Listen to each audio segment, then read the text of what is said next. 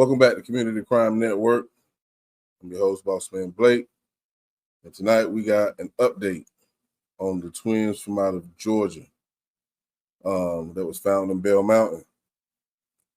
They have a final ruling on what actually happened to them. There was another update probably about a month and a half ago.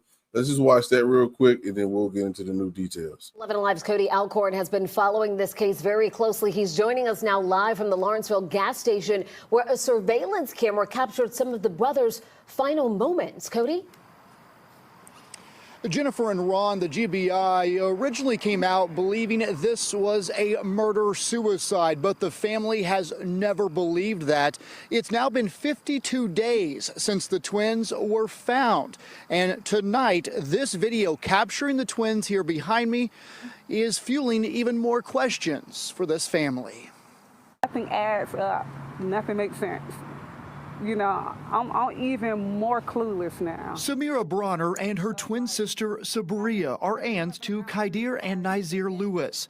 They say the brothers appear in surveillance video at this Shell gas station in Lawrenceville on Friday night, March 7th. At night at 10:30 p.m. The station sits on Hurricane Shoals Road near Collins Road, just 9 minutes from the family's home. They pretty much walked inside the gas station, walked out. Nothing in the video appeared to stand out. Drinking water, eating snacks, and dressed how they would normally dress. But 12 hours later, their bodies are found on Bell Mountain, shot. The mountain is nearly 90 miles away. They were sitting here alive at 10. So how did they end up in a mountain? The family says the twins weren't hikers. It's super dark out there. They're not familiar with the roads out there. And they shouldn't have been in Georgia. The brothers had a flight booked to Boston early that same morning. But the Uber driver got them there late, so they missed their flight.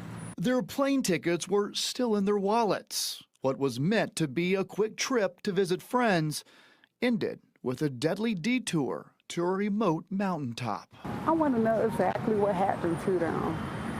One thing I know for sure, that they did not do nothing to themselves.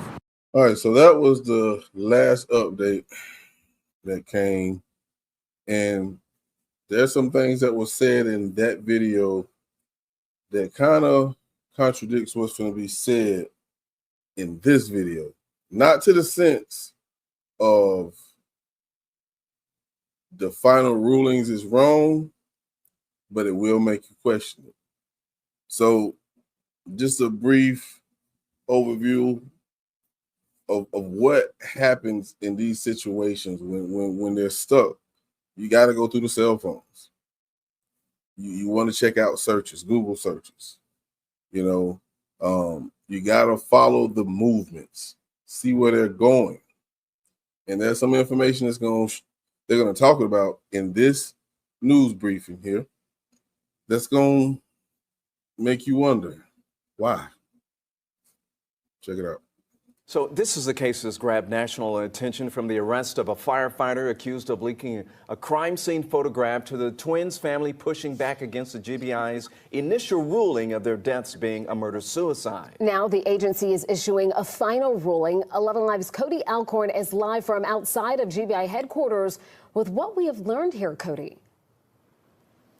Jennifer and Ron, just hours ago, the GBI releasing those findings in which they said that the deaths of Qaadir and Naazir Lewis have officially been ruled suicides, and it appears there was only one gun used. After a 10-week investigation, the GBI has now ruled the deaths of Qaadir and Naazir Lewis suicides. The twin brothers, just 19 years old, were found shot to death on top of Bell Mountain on March 9th. At first, investigators suspected a murder-suicide, but the family never believed that. Here's what their uncle Rahim Bronner told me back in March. They're very protective of each other. They love each other. They're like inseparable. So I couldn't imagine them hurting each other. Now the GBI says neither brother killed the other. The family previously said the twins missed a flight to Boston the morning before the shooting, but the GBI now says only Naazir had a ticket. Right there.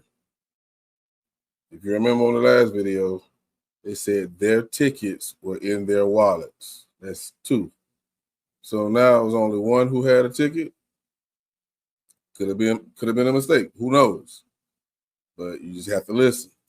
He went to the airport alone. He never boarded the flight. Investigators say Naazir also bought ammunition used in the shooting and that it was delivered to their Lawrenceville home 3 days before their deaths. Then forensic analysis of their phones revealed internet searches on how to load a gun and suicide rates. The GBI also says autopsies show both brothers fired a gun. But one question remains, and it's one the GBI may never be able to answer. Why would 2 young men enrolled in spring college courses with plans for the future, 2 brothers who didn't like to hike or drive outside the perimeter, take a 100-mile trip to North Georgia, climb to the top of a remote mountain, and take their own lives? One after the other with the same gun, meaning one of them had to watch the other die. Can you imagine that? One watch the other brother shoot himself, and then he has to do the same thing. That would traumatize me to actually see that, and for me will probably deter me from doing it. Sad. Pick up the gun and pull the trigger. It's a question that may forever haunt this family. I did speak to the twins' aunts over the phone tonight. They do plan on releasing a statement in the coming days. They still just can't believe what the GBI has released tonight. As for the GBI, they say that this investigation will be officially closed in the coming weeks. So, only one had a ticket. He went to the airport. What happened? What happened? This is a sad situation. This is not what I wanted to hear. In these situations, we don't want to accept it. But as you heard, the case will be closed in the upcoming weeks. What was going on? Something was going on in these kids' head to make them want to do something like this. Or this story is deeper than what we think it is. And of course, we don't have enough evidence to push back. So we just have to let that go, unfortunately. But I just wanted to bring that update to you guys since I've been following the case, and I just realized of the news, and my heart goes out to his family, to their family, and I hopefully they can find some type of peace